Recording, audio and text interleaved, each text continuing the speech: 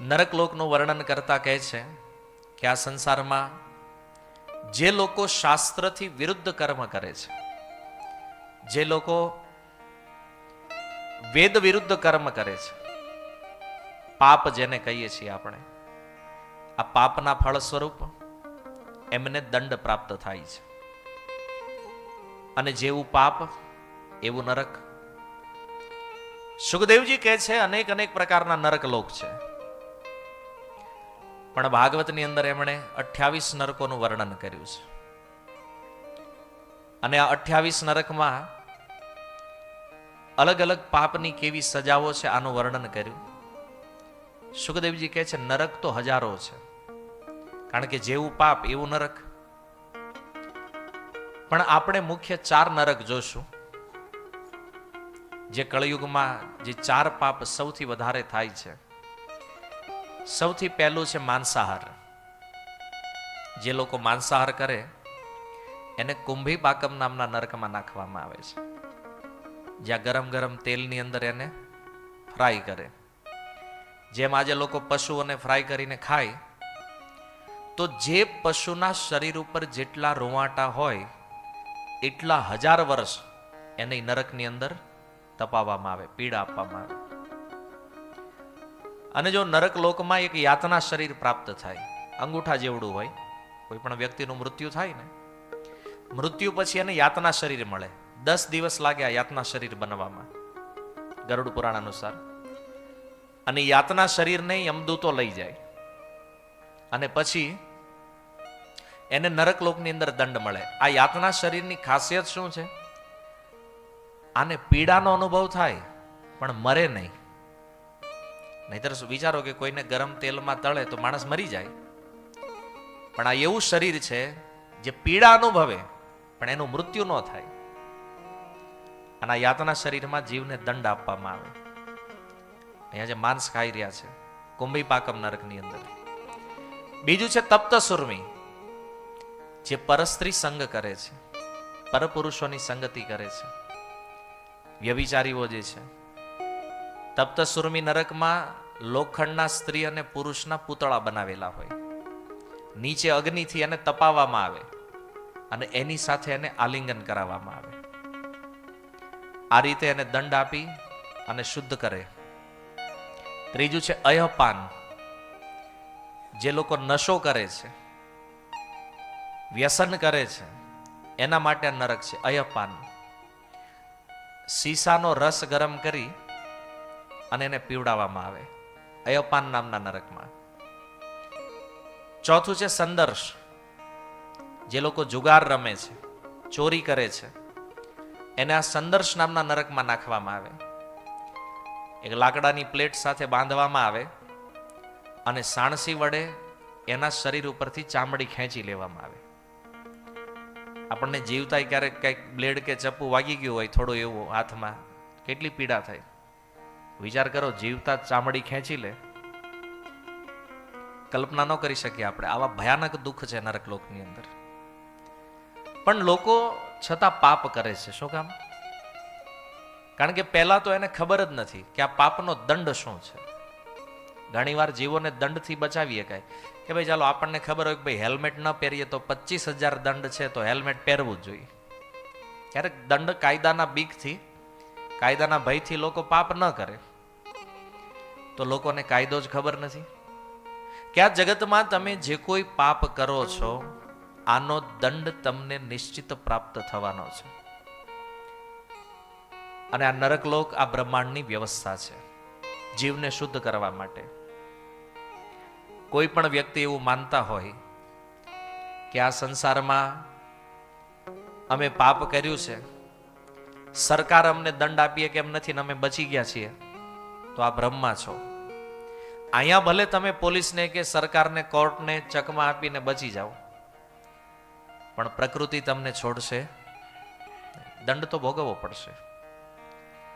તો લોકો ઘણીવાર એવું કહી દે પણ નરક જોયું છે કોણે ભાઈ? તમે કહો છો પાપનો દંડ મળશે, આ જોયું તો નથી. જો ભાગવત પ્રમાણ છે, સુખદેવ ગોસ્વામી પ્રમાણ છે, અને પછી તમારે જો ન માનવું હોય તો પછી જઈને જોઈ લેજો, મરીને અનુભવ કરી લેજો છે કે નથી. આનું તો બીજું તો કાંઈ હોય નહીં, શાસ્ત્રથી તો વિશેષ કોઈ પ્રમાણ નથી. પણ કોઈ માને કે ન, કોઈ એમ કે જેલ વિભાગ છે, હું નથી માનતો, તો નિયમ તોડો,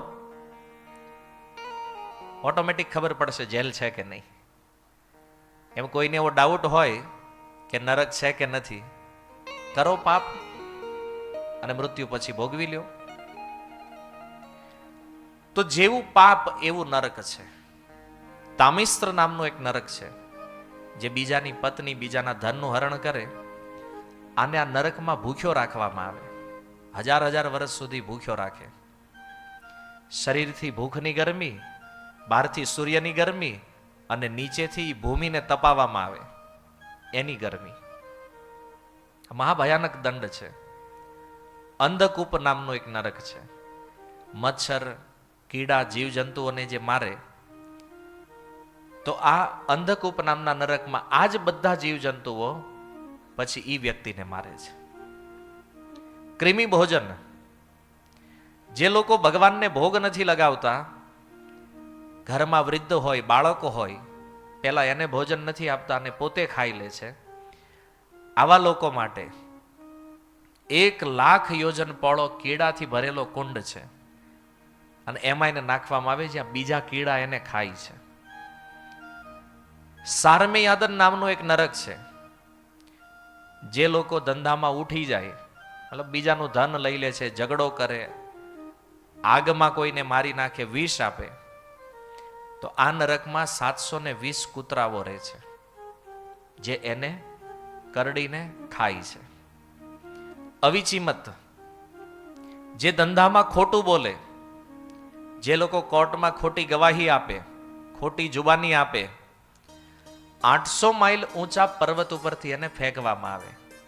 હવે ફેંકે પણ મરવાનો તો નથી, વળી પાછો ઉપર લઈ જાય, ફરીથી ફેંકે, આ ક્રમ ચાલતો રહે. પર્યાવર્તન, કોઈ અતિથિ આવે અને અતિથિને ક્રોધથી જોવે, મનમાં વિચાર કરે કે આ ક્યાં આવ્યો અત્યારે, તો આના માટે વજ્ર જેવી ચાંચવાળા ગીધ, બગલા અને કાગડા પોતાની ચાંચ દ્વારા આની આંખો કાઢી લે છે.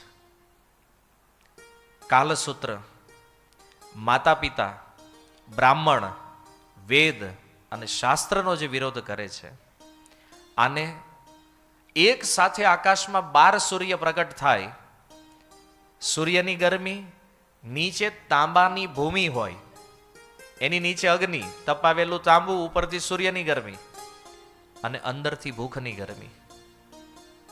આ રીતે એને તડપાવીને દંડ આપવામાં આવે છે. વૈતરણી, આ તો નામ તમે સાંભળ્યું છે. શ્રેષ્ઠ કુળમાં જન્મ થયો હોય અને છતાં ભક્તિ ન કરે, તો વૈતરણી નામનો નરક છે, જેમાં મળ, મૂત્ર, પિત્ત, રક્ત, કેશ, હાડ, માંસ, નખ અને વાળ, આની એક નદી છે આ વૈતરણી. આ નદીમાં નાખવામાં આવે કે શ્રેષ્ઠ કુળમાં જન્મ લઈને તે સારા કામ નથી કરતા. સૂચિમુખ, પોતાના ધનને કમાવા, સંચય અને સંરક્ષણ કરવા માટે જે પાપ થાય છે, તો જેમ દરજી કપડાને સીવે એમ સોય દોરાથી એને સીવી લેવામાં આવે છે. અંધ તામિસ્ત્ર, કપટથી બીજાના બાળક અને બીજાની સ્ત્રીને ભોગવે, તો અતિશય દુઃખના કારણે આ બુદ્ધિ અને દ્રષ્ટિ બે ગુમાવી દે છે આ નરકમાં. રૌરવ, પરિવારના પાલન માટે જે પાપ કરે છે વ્યક્તિ, એને રૌરવ નામના નરકમાં નાખવામાં આવે. રૂરુ નામના પ્રાણીઓ ત્યાં એને દંડ આપે છે. કવિરાજ ગોસ્વામી કીધું ને, ચારી વર્ણાશ્રમી યદિ કૃષ્ણ નાહી ભજે, સૈત પાપી રૌરવ પડી મજે.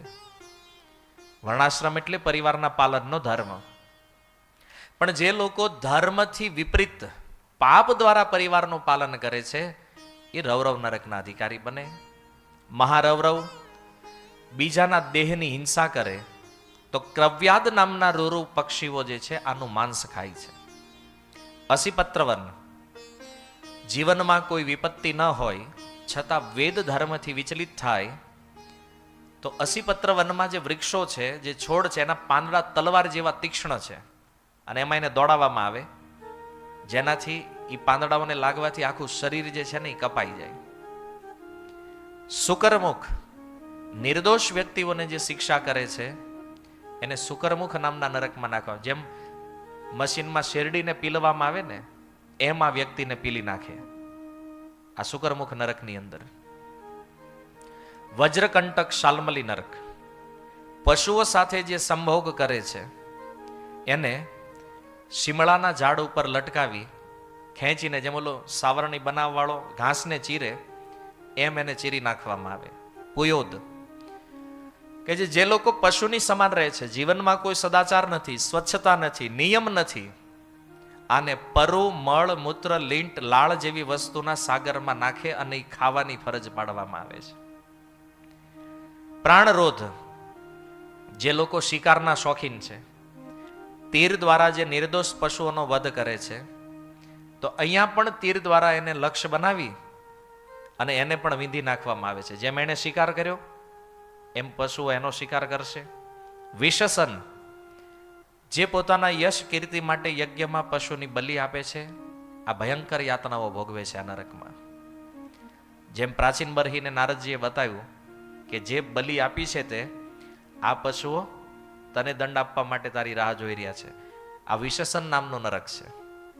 લાલાભક્ષ, દ્વિજ વર્ણની પત્ની છે પણ ધર્મથી વિરુદ્ધ કામનું આચરણ જે કરે છે આવી પત્નીઓ સાથે, એને વીર્યના સમુદ્રમાં નાખી દેવામાં આવે છે. 24મું છે ક્ષારકર્દમ, હું મહાન છું આવું માની અને પોતાનાથી શ્રેષ્ઠ વ્યક્તિઓ જે છે એને જે સન્માન ન આપે, આને આવા નરકમાં ઊંધા માથે ફેંકવામાં આવે છે. એટલે અભિમાન હોય કે આઈ એમ સમથિંગ, તો તૈયારી રાખવી અહીંયા જવા માટે. 25મું છે રક્ષોગણ ભોજન, જે લોકો મનુષ્યની બલિ આપે છે તો આ મનુષ્યો આ નરકની અંદર ઈ વ્યક્તિની બલિ આપે છે.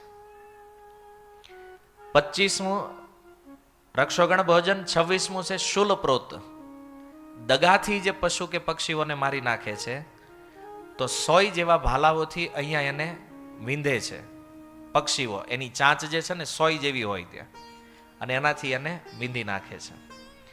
27મું છે દંડશુક, જે દ્વેષી છે, ક્રોધી છે, ત્રાસ આપનાર છે, તો સાપથી ભરેલા કુંડમાં એને નાખવામાં આવે છે અને અહીંયા સાપ એને કરડે છે. અને 28મું છે અવટ નિરોધન, અંધારિયા કુવા, કોઠાર કે ગુફામાં કોઈને પૂરી દે કોઈ જીવને, તો આના માટે એક નરક છે જ્યાં એક રૂમની અંદર ધુમાડો કરવામાં આવે ને ધુમાડાની અંદર એને ગુગળાવીને પીડા આપવામાં આવે. સુખદેવ ગોસ્વામી કહે છે કે એ પરીક્ષિત, હજારો નરક છે પણ આનું વર્ણન સંભવ નથી. એક એક પાપ માટે એક એક નરક છે. અને એટલા માટે જે લોકો પાપ કરે છે એને નરકમાં આ પ્રમાણે દંડ પ્રાપ્ત થાય છે. નરકનું વર્ણન જ્યારે પરીક્ષિત મહારાજે સાંભળ્યું, પરીક્ષિત મહારાજના શરીરમાં ધ્રુજારી છૂટી ગઈ. પરીક્ષિત મહારાજ વિચાર કરવા લાગ્યા, આટલો ભયાનક દંડ. સુખદેવ ગોસ્વામીને કહે છે કથા ઊભી રાખો અને પહેલા મારા એક પ્રશ્નનો જવાબ આપો.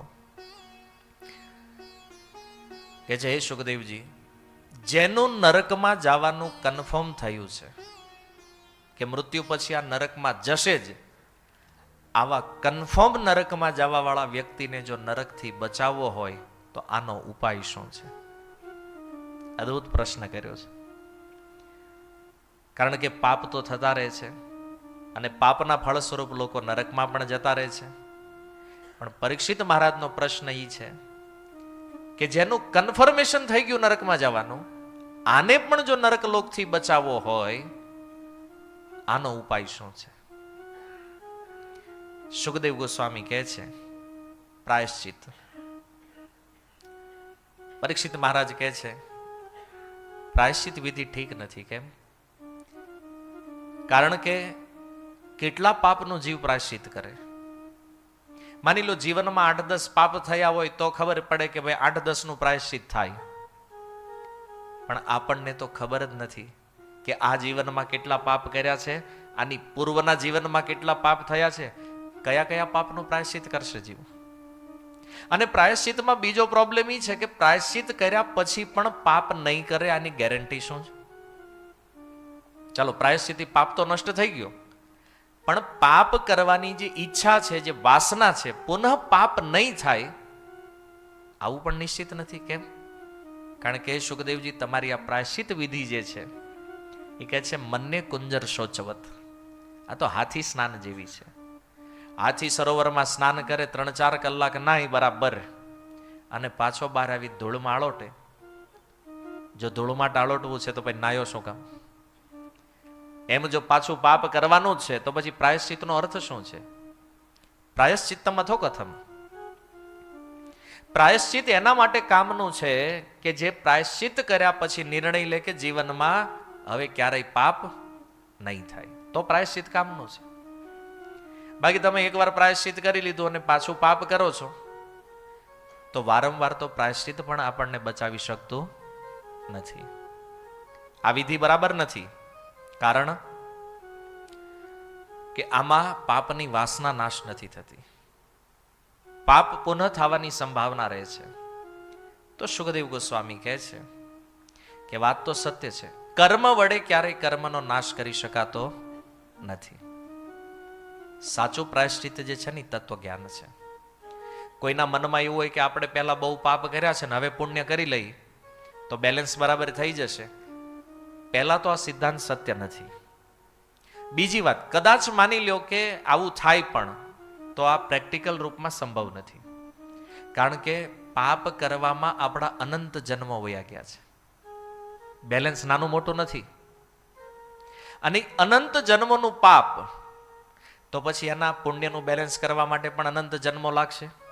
કાળનો અહીંયા પ્રભાવ આવશે વચ્ચે, ત્યારે બે હરખું થાય ને. કારણ કે અનંત જન્મમાં પાપ થયું છે તો પછી અનંત જન્મ જોશે સારા કર્મ માટે. અને બીજું કે તમે સારા કર્મ કરો છો ત્યારે પણ પાછું પાપ નહીં થાય, આની શું ગેરંટી છે? એટલે સુખદેવજી કહે છે કર્મ દ્વારા કર્મનો નાશ આ સંભવ નથી, અને આવું થતું પણ નથી. આપણે જે પાપ કર્યું છે એનો અલગ દંડ મળશે, જે પુણ્ય કર્યું છે એનો અલગ દંડ મળશે. છે તો બે પાપ જ, પુણ્ય કયો કે પાપ કયો, દંડ તો બેનો. એકનો દંડ આવે છે સુખના રૂપમાં ને એકનો દંડ આવે છે દુઃખના રૂપમાં. ભોગવવું તો પડશે જ બે. તો પરીક્ષિત મહારાજ કહે છે નહીં, કોઈ એવો ઉપાય બતાવો કે જેને કરવાથી અનંત અનંત જન્મોના પાપ જે છે એ બળીને ભસ્મ થઈ જાય, એનું કોઈ ફળ ન ભોગવવું પડે અને વ્યક્તિને નરક ન જવું પડે. આવું કંઈક હોય તો એ બતાવો. આવું કોઈ સાધન છે શાસ્ત્રમાં?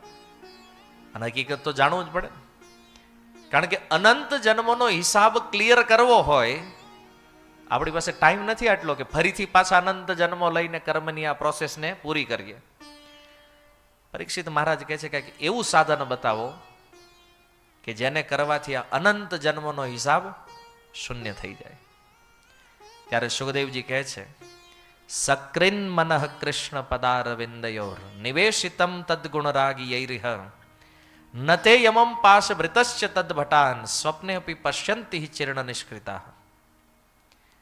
જય પરીક્ષિત, સક્રિન મનઃ, એક વાર પણ જેનું મન કૃષ્ણ પદારવિંદયોર નિવેશિતમ, જેનું મન એક વાર પણ ભગવાનના ચરણમાં લાગ્યું છે, ભગવાનના દિવ્ય ગુણોમાં લાગ્યું છે, આવો વ્યક્તિ નતે યમમ પાશ વૃતશ્ચ તદ્ભટાન સ્વપ્ને અપી હિ ન પશ્યંતિ. સ્વપ્નમાં પણ, યમરાજની વાત છોડો, સાક્ષાત યમરાજની વાત છોડો, યમરાજના દૂતને સ્વપ્નમાં પણ આ જોતો નથી. સાક્ષાત આવવાની તો વાત જવા દો, સ્વપ્ન નહીં આવે. આવું અદ્ભુત ભગવાનનું નામ છે. અને જે વ્યક્તિ ભગવાનના નામનો આશ્રય લે આ ક્યારેય નરક જાતો નથી.